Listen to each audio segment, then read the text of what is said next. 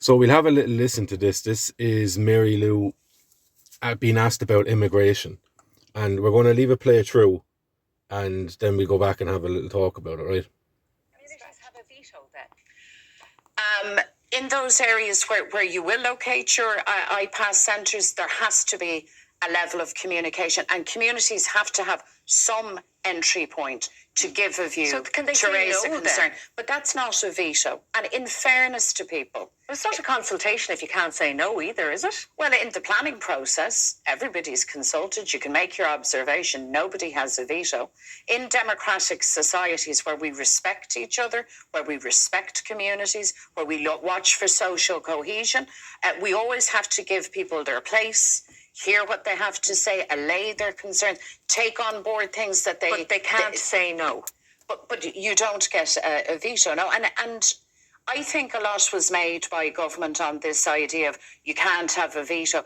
And they use that as cover for not actually going and talking to people. So Communities have a veto. Francis, no.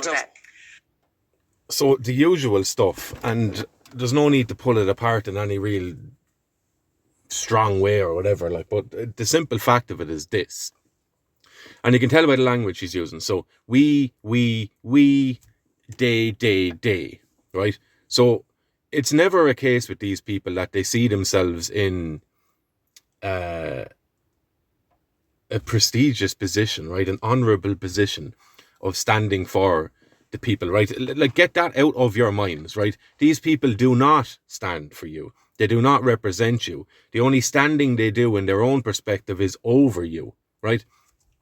So it's as simple as this. There's no need for debates about different sort of categories, different sorts of labels. The fundamental principle at play here is that Mary Lou McDonald, Micheál Martin, Roderick O'Gorman, who's the other? Simon Harris, right? The whole lot of them and the whole lot of their parties as well.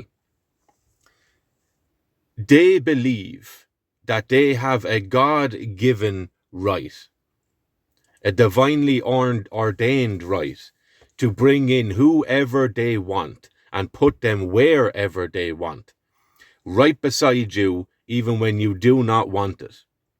And while they retain their God-given right to do what they want with your communities, they don't believe that you have any say or any ability to counter what they're doing to you. That is the definition of tyranny. One rule for me, another for you. I can do things that you cannot do. That is the definition of a tyrannical government.